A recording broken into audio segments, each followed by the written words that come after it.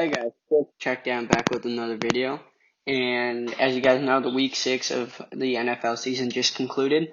And there's a lot to go into, and this is going to be my takeaways from what occurred. So to start off, I want to cover the Pittsburgh Steelers versus the Cleveland Browns. So I was totally wrong on this game.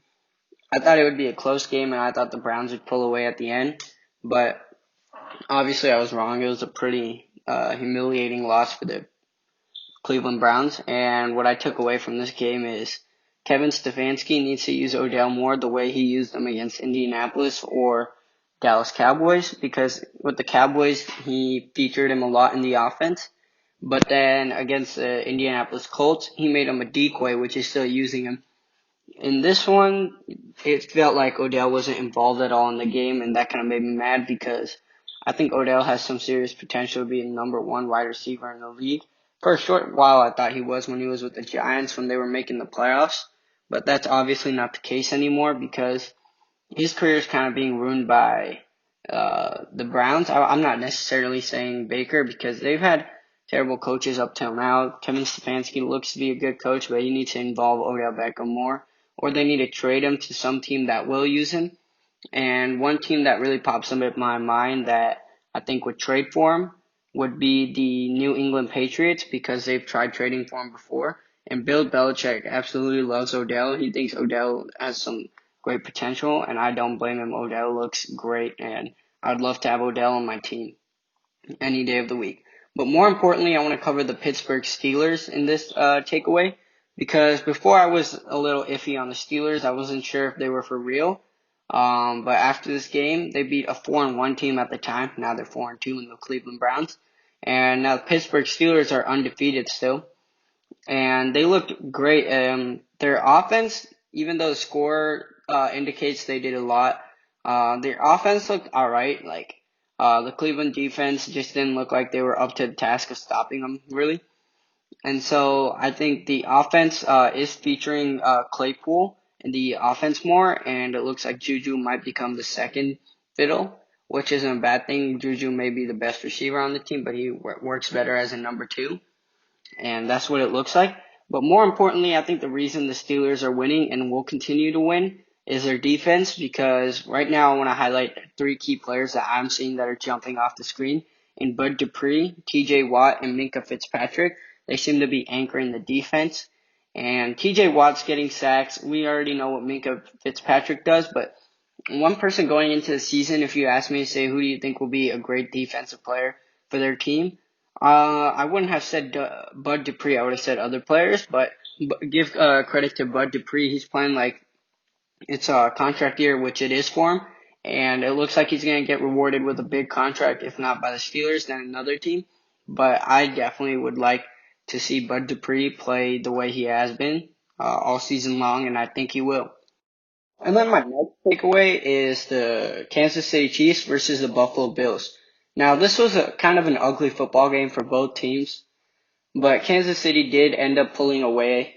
Not near the end because it seemed like they were dominating the game, but there were some rough things I'd like to see patched up, but it's not much of a problem for the Kansas City Chiefs. The problem is really for the Buffalo Bills, where in the beginning of the season they looked great. Josh Allen looked great.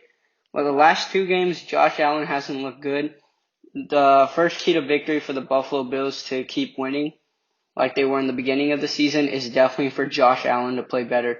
Josh Allen has a crazy arm, just like Patrick Mahomes, but he's not as accurate and he's not as good of a decision maker as Patrick Mahomes. And we saw that in this game.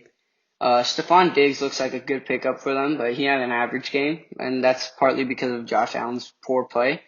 And the Buffalo defense just does not look good. Last season, they looked great. This season, I don't know what to think about them. They were just getting the football run down their throat, and they didn't look like they had a chance to stop the Chiefs at all. And one special shout out I want to do is to the Kansas City defense because they were thoroughly dominated against the Raiders, and before that they were playing great, and then there were questions that came up after the Raiders game. Can this defense win? Let the Chiefs win? Are they really a liability? And they came to answer the questions because although the Buffalo Bills played bad against the Titans, they were still a pretty good team, and Some people had the Buffalo Bills winning this game. I had the Chiefs, but the Kansas City Chiefs defense was key in this victory also. They held Josh Allen to very bad QBR. He just didn't look good. They just embarrassed the Buffalo offense overall. And then Patrick Mahomes looked great as always, except for last week, which he had an average game, which is weird to see from Patrick Mahomes. But other than that, this season he's played pretty well.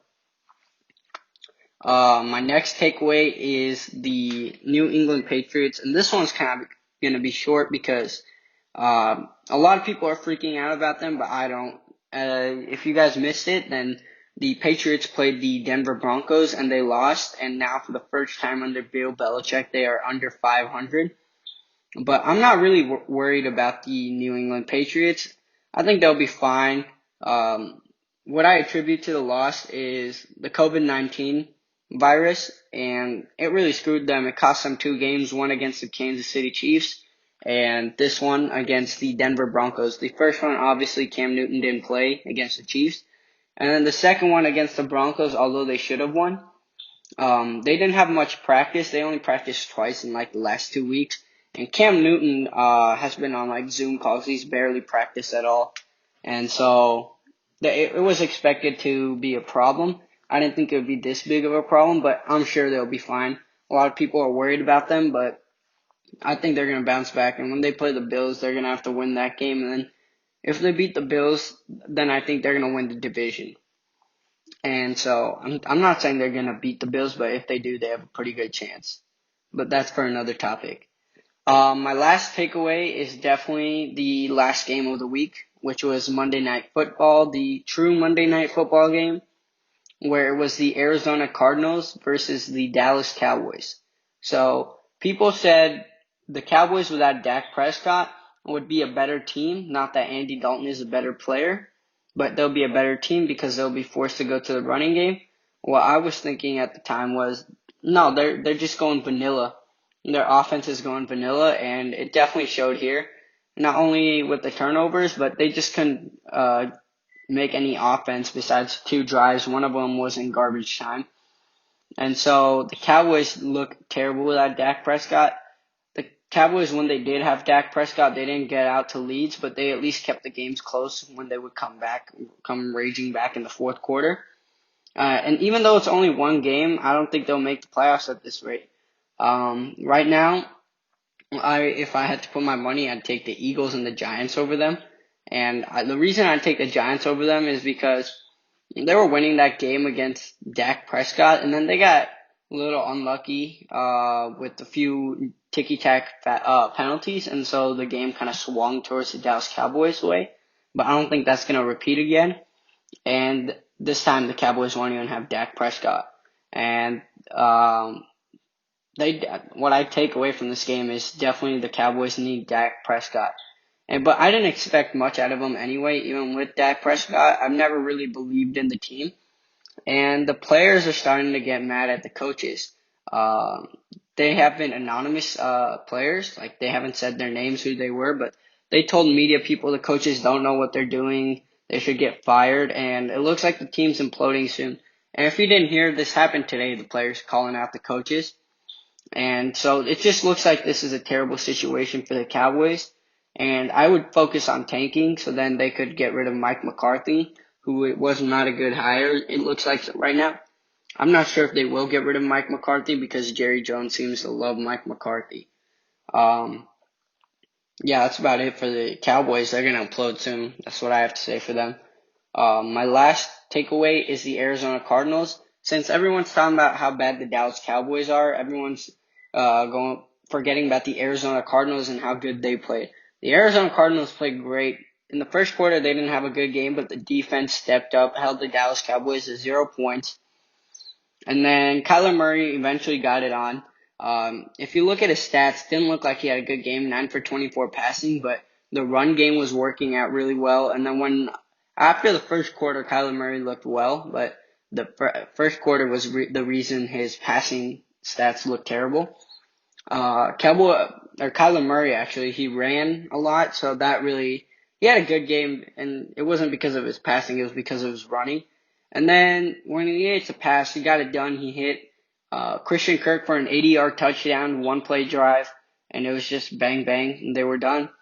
And then I want to shout out to Budda Baker because people thought the Dallas Cowboys would completely kill the Arizona Cardinals on offense. On defense, and I saw that a lot of people were picking the Dallas Cowboys. I didn't see why, and now they definitely do not look correct now. But Budda Baker is the main reason the Arizona Cardinals defense looked so good last night. Budda Baker, if you didn't see, he had 1 sack, he had many tackles, he had 1 forced fumble, and 1 interception. He was just all over the place, and this is like his second game back from his injury, and he just looked great. And I want to shout out Budda Baker, who seems to be the best player, or the best safety in football right now. It might change when Jamal Adams comes in, but as of right now, Budda Baker is the best safety in the NFL. And that's about it. And tell me if you guys agree with my takeaways and what you guys disagree. Don't forget to leave a comment below voicing your opinions. If you like the video, please like and subscribe it. And I'll see you guys next time. Have a good day, guys.